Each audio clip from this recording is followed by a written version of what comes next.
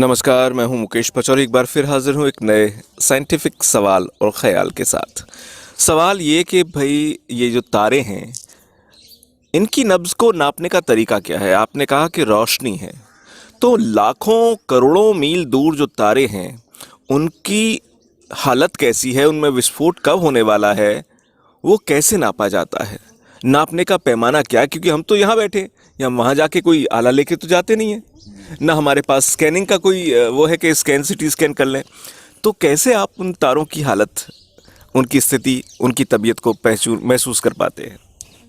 अमिताभ पांडे जी हैं, वैज्ञानिक पत्रकार हमारे साथ, और हम उनसे ये सारी बातों के जवाब जानेंगे।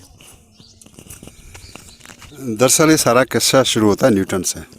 न्यूटन ने जब रोशनी को एक कांच के प्रिज्म में से उसको निकाला, तो जो सूरज की रोशनी जो आती है, जो सफ़ेद रोशनी हमको दिखती है, वो 7 रंगों में बट गई। 7 रंगों का किस्सा भी बड़ा इंटरेस्टिंग है। दरअसल वो रंग जो है वो लाखों हैं, लेकिन न्यूटन ने कहा कि जैसे 7 सुर होते हैं, 7 समुंदर हैं, 7 आसमान है, तो रंग भी 7। तो एक मतलब गहरे बैगनी से शुरू होके लाल तक, रंग तक, बीच में कई सारे मतलब एक ट्रांजिशन लेयर्स हैं, छोटी-छोटी पतली कलर पतली। दिखते हैं। तो न्यूटन ने बताया कि जो सूरज की रोशनी आ रही है, दरअसल वो रोशनी का रंग सफ़ेद जो हमको एक इल्यूज़न है, वो दरअसल 7 रंगों की मिली रोशनी है, जो हमारी आंखों में जब पड़ती है तो हमको सफ़ेद का एहसास देती है। और फिर उन 7 रंगों को अगर हम फिर से अगर कंबाइन कर दें, एक दूसरे प्रिज्म से पास करें, तो फिर से वो रोशनी सफ़ेद हो जाती है। तो एक कुदरत की छोटी सी चीज़ का एक छोटा सा एक रहस्य उजागर किया, जो हमको दिखता है लेकिन समझ में नहीं आता। उसी से इंद्रधनुष कैसे बनता है उसका भी समझ में आया कि पानी की बूंद से रोशनी गुजरती है, तो वो भी 7 रंगों में बढ़ जाती है। तो मुझे याद है उस टाइम एक मशहूर कवि हुआ करते थे, कीट्स।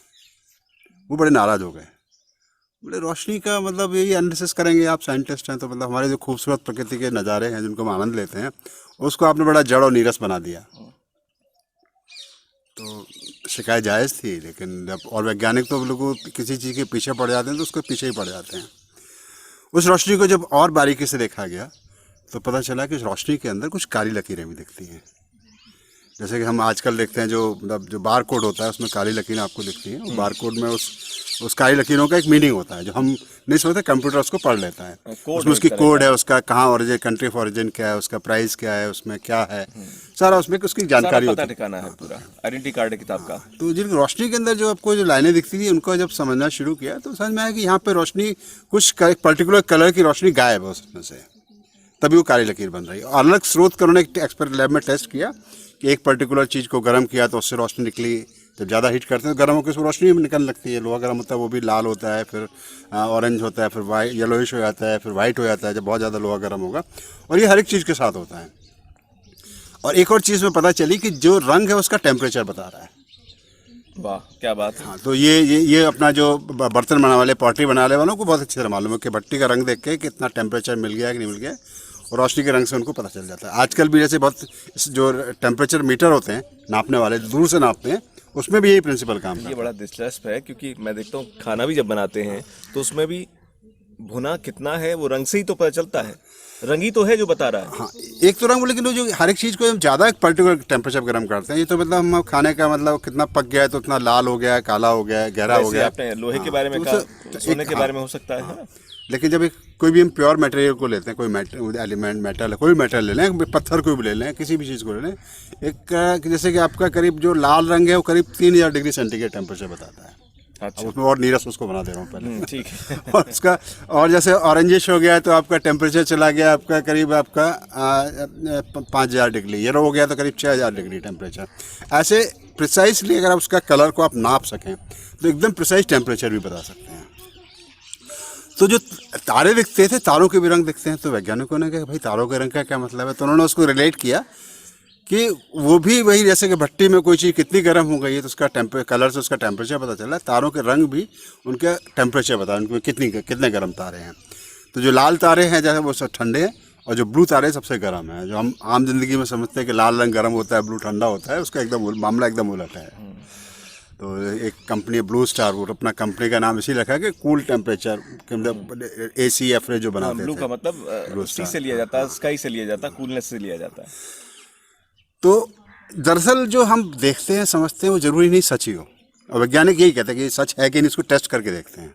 तो कई बार हमारे कॉमन सेंस के एकदम उलट हकीकत निकलती है। खैर, तो हम तारों पे वापस आते हैं। तो तारों का कलर से उनका टेम्परेचर पता चलता है। फिर उन्होंने जब उसकी रोशनी को, और जैसे सूरज की रोशनी को सबसे पहले उसका स्पेक्ट्रम बनाया, उसको समझना शुरू किया, और फिर उसको लैब में जो हम अलग अलग एलिमेंट्स को टेस्ट करते थे गर्म करके, उनसे किस तरह की रोशनी निकल रही, तो पता चला हर एक एलिमेंट है एक पर्टिकुलर टेम्परेचर गर्म होकर एक खास रंग की रोशनी एमिट करता है। तो सोडियम येलो लाइट एमिट करता है, एक खास रंग का उसका येलो का। जैसे सोडियम वेपर लेड लैम्प जो होते हैं उनका रोशनी एक येलोइश ली हुई होती है, जो स्ट्रीट पे लगाते हैं सोडियम वेपर लाइट। तो हर एक एलिमेंट का एक पर्टिकुलर कलर है जो एमिट करेगा लाइट का, और उसको एब्जॉर्ब करेगा। ये बहुत ही सिंप्लीफाइड करके बता रहा हूँ, कैसे कई और भी रंग की रोशनी हो सकती है, लेकिन एक पर्टिकुलर उसे एक सिग्नेचर कलर होता है। तो उन्होंने सूरज को जब देखना शुरू किया, उसमें एक पर्टिकुलर एक जगह पे उनको एक डार्क लाइन दिखाई दी, और लैब में ऐसे कोई भी ऐसा एलिमेंट नहीं था जो उस कलर की लाइट एमिट करता हो। तो उन्होंने कहा शायद सूरज में कोई एक ऐसा नया एलिमेंट है धरती पे नहीं पाया जाता है, और उसका नाम दिया हीलियम। और सूरज पे ढूंढने के बाद में धरती पर भी हीलियम ढूंढ ली गई। बहुत कम होती है हमारे एटमॉस्फेयर में, लेकिन हीलियम का भी कुछ अंश होता है। तो उसकी हीलियम जैसे तत्व की सबसे पहले खोज तारों में, मतलब ऐसा तत्व जो धरती पे हमको पता नहीं था, तारों में पहले खोज लिया गया। और वो सूरज के नाम पे हेलियोस सूरज को बोलते हैं लैटिन में, तो उस एलिमेंट का नाम का हीलियम। तो इसी तरह से और भी कई तरह की, जो भी जैसे कि आपने सूरज की रोशनी को लिया, स्पेक्ट्रम से पास किया, तो हर एक डार्क बैंड को लैब में टेस्ट किए, उस एलिमेंट से कंपेयर करके बताते हैं कि सूरज में हीलियम है, ऑक्सीजन है, नाइट्रोजन है, कार्बन है, उनको आप आइडेंटिफाई कर सकते हो।